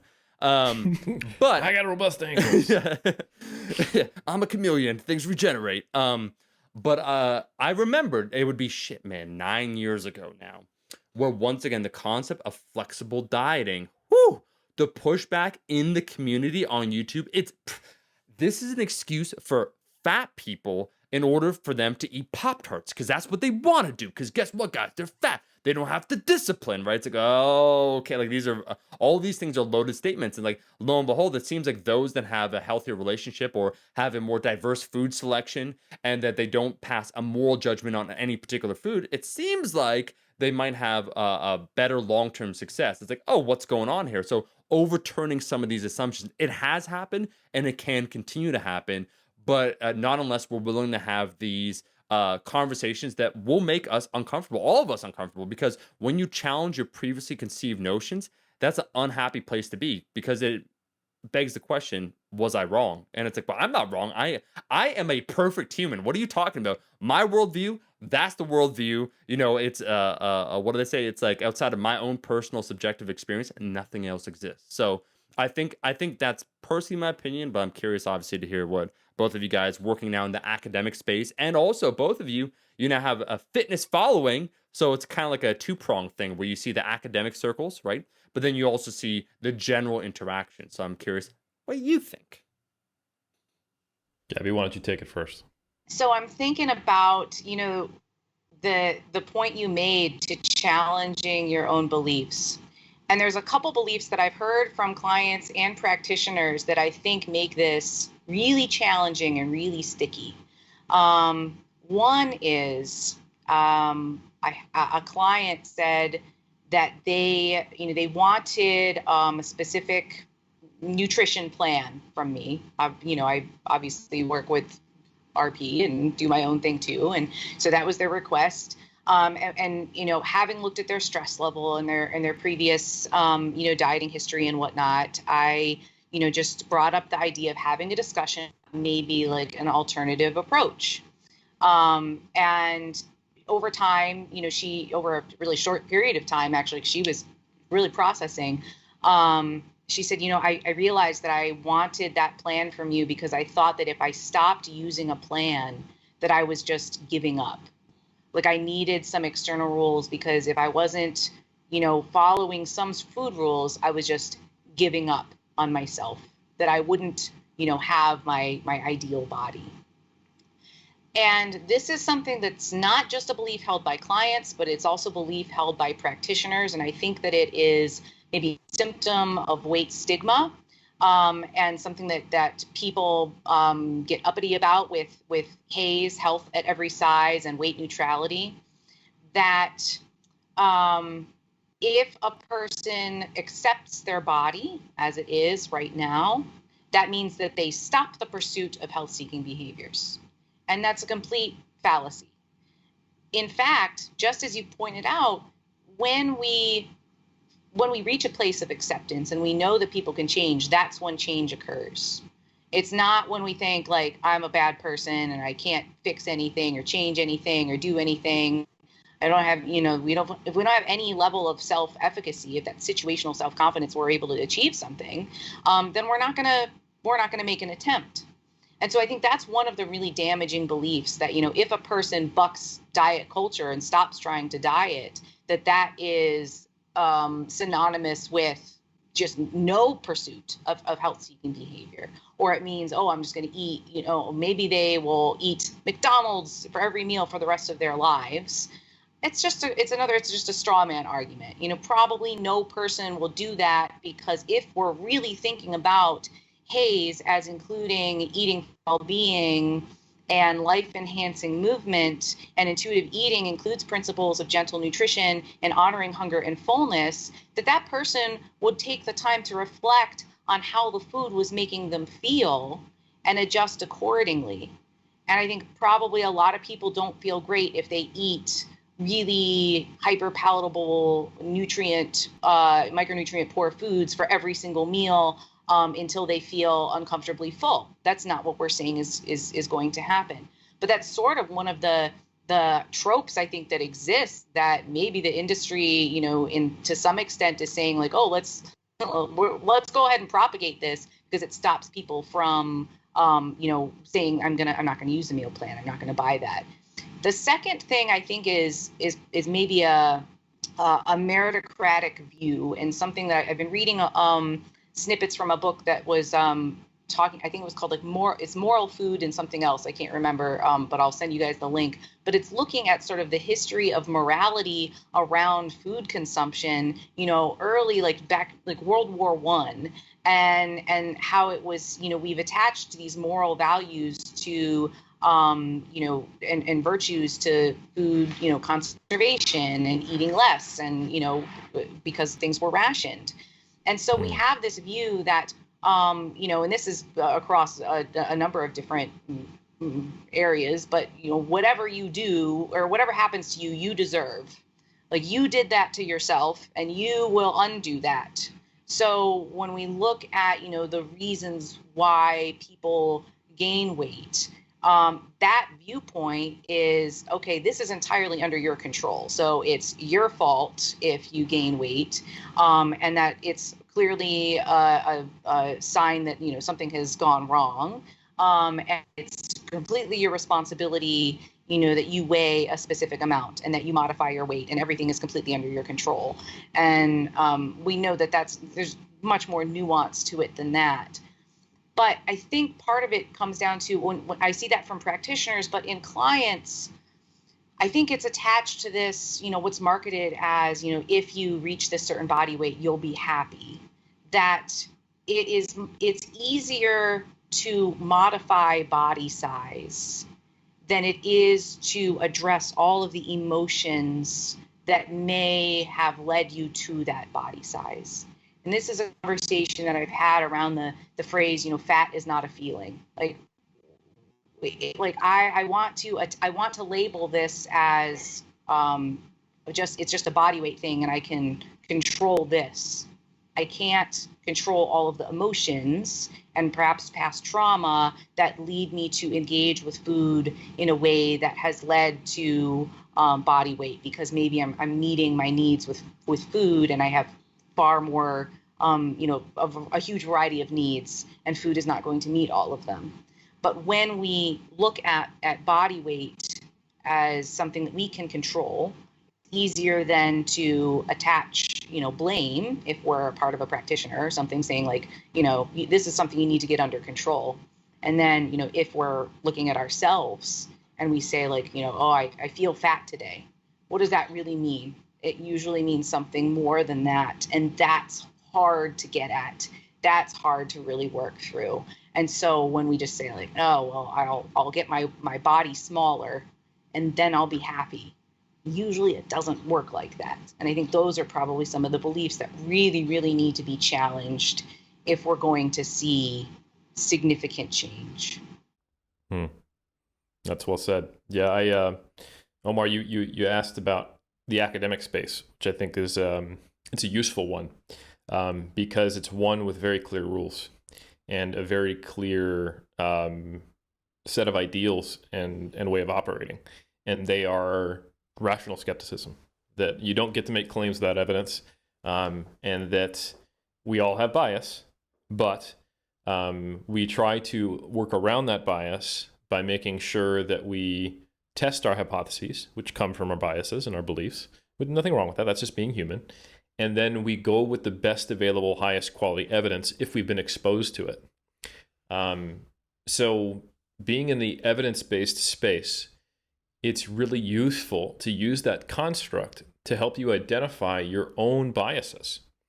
So for example, I've seen some people who I know believe in and respect the concept of rational skepticism, would say a well-done meta-analysis should be the top of our priority, and then they will change the definition of what HAZE is, health at every size, or change the definition of what intuitive eating is, and then do a takedown of it using a logical argument that is logically consistent with the false definition, but not respond to or acknowledge or cite a randomized controlled trial with hundreds of people, or a meta-analysis showing that, hey, a lot of the same biomarkers for health can be achieved despite a lack of weight loss, and there's also improved psychological outcomes that came from an intuitive eating approach, and that there is merit to health at every size. And another function of science is to institute nuance. Most of the time, to be a good science communicator, you have to struggle because you have to be simplistic as possible in your communication without losing the nuance of the data, right? So when you hear a science communicator who has these values related to nuance and rational skepticism, and they start having these very simplistic messages, that's a really good opportunity to go, maybe this person has a bias there. More importantly, for that person to acknowledge it. I've had these moments, So I think it's a really interesting thing in the evidence-based community, because there was maybe a year or two, and I was part of this, to acknowledge my own error, where I did not know what intuitive eating was, and I had not looked into it, and I had critical beliefs of some aspects of it until I actually started reading research, and that became something like, I'm just saying shit, or I'm misapplying a quote or understanding of it. And I think it's a useful foil, the community we have, because it's quite easy for us to see that, oh shit, maybe we don't always just rely on the best quality evidence, and we're not all just robots who read meta-analyses and randomized controlled trials and come to a group of consensus. Maybe we're humans who carry a lot of our own beliefs, experiences, judgments, and moralistic views, and prior frustrations in arguments we've had online, and we put that on top of people.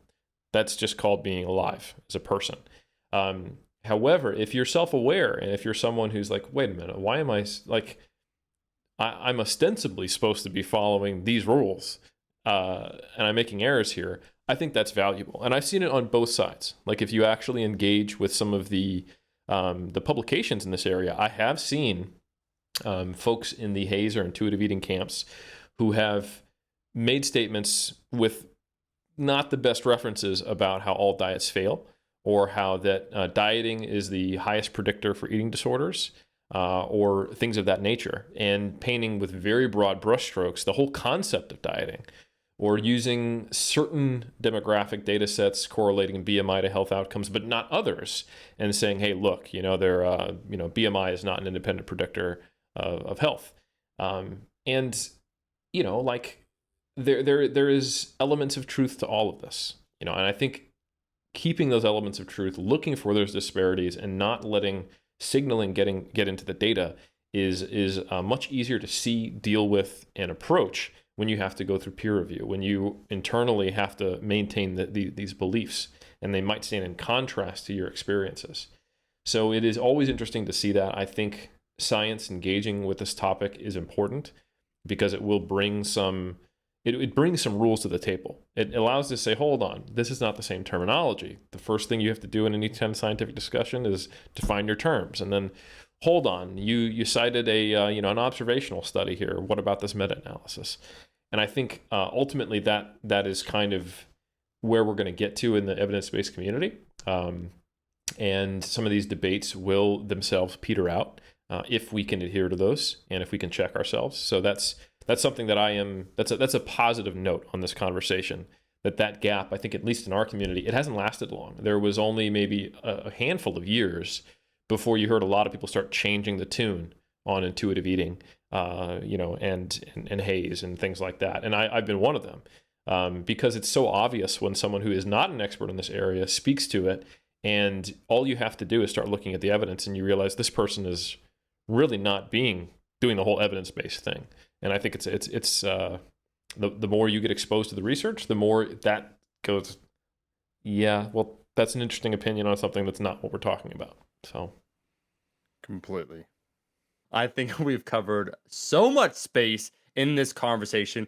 There's a reason why, Gabby, you're at the tippity top of the iron culture mountain, but it'd be remiss if we didn't ask you if you want to circle back, cover anything else, re-examine. We're here for you, so the floor is now yours, just to talk about anything and everything. If you want to talk about the 0-star review you're going to leave your Airbnb host, we're ready to hear it,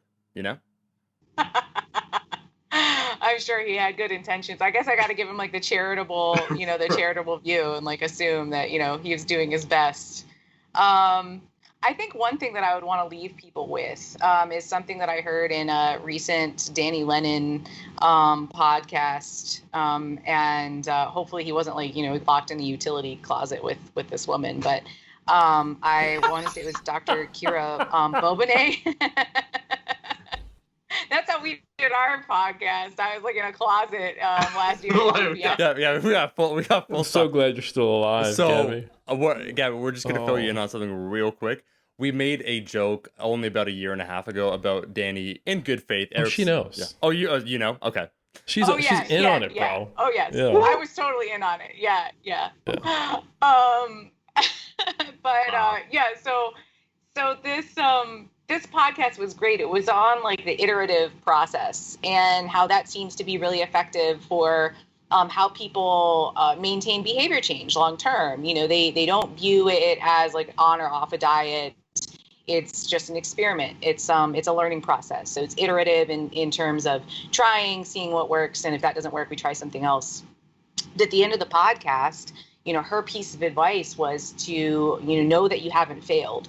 And I think that's what we have to do with this, is realize that it's an iterative process, that it's not really useful for us to try and like prove the other side wrong, but we can learn and change as we go and make course corrections based on how things work or not. And, you know, up to this point, shaming people on an individual basis, not super helpful, not super functional, you know, and maybe the way that we've approached, you know, weight management, not super useful, but that's okay. We don't have to look at it like, you know, we as an industry have failed. It's, okay, we've learned a lot, and now can we change? So I just really love the idea of approaching this as an iterative process and allowing for learning. If we look at it as is always an experiment, and it's not that we're going to win or lose or fail or succeed, that's just so applicable in so many ways. So that's what I would want to leave people with. Well said. I think that's at the crux of any change, right? The openness to the idea that you can, and not spending any more time than needed on wallowing in your guilt for how you got to where you are. It makes sense at a individual level, and it makes sense at a industry level, I think. So just want to say I really appreciate your thoughts. I think this will be very eye-opening for a lot of people. I know it'll be challenging in some ways, but I think we did a good job at discussing all that nuance. So I just want to say thank you, Gabby. Yeah, thank you for having me. It was excellent.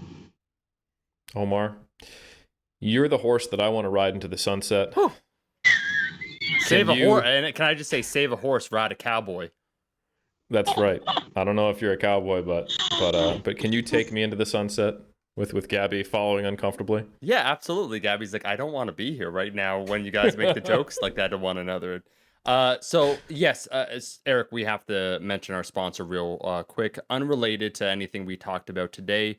But we have the Iron Cut is going to be released in 2021. Myself and Eric, we rented some Lambos. That's the industry term. We're just oiled up. Gabby, we're in the front of it, just looking chiseled. Eric's about 7% body fat. I'm somewhere above 7%. Not going to say what my body fat percentage is, but we're both chiseled up. I'm wearing jorts, jean shorts. Eric is wearing something more sensible. Arms are crossed. We're looking tough. And it's kind of it's an album. It's a body composition plan. It's a lifestyle. It's just called The Iron Cut by the Iron Cult 2021. So, of course, we're sponsored by ourselves. I got to mention that. Look forward to that. Love, as always, to have you on, Gabby. We'll make sure to link all your social media and the relevant links in the description on the old iTunes and on YouTube. If you're on Spotify, not hating on Spotify, but I don't think it's possible. So we have it on iTunes and YouTube to check it out. Thank you so much for listening to another episode of The Iron Cult. You can help us out by leaving a rating and review. You know, I can make a suggestion what the number should be out of 5, but I'll let you figure it out. And if you leave a comment in the comment section below, it's 5. Yeah, if anyone needed a hint, it's 5 out of 5. At least for Gabby. We understand you might have problems with us, but come on. And then we'll see every single one of you this Monday, next Monday, every single Monday from now till the end of time.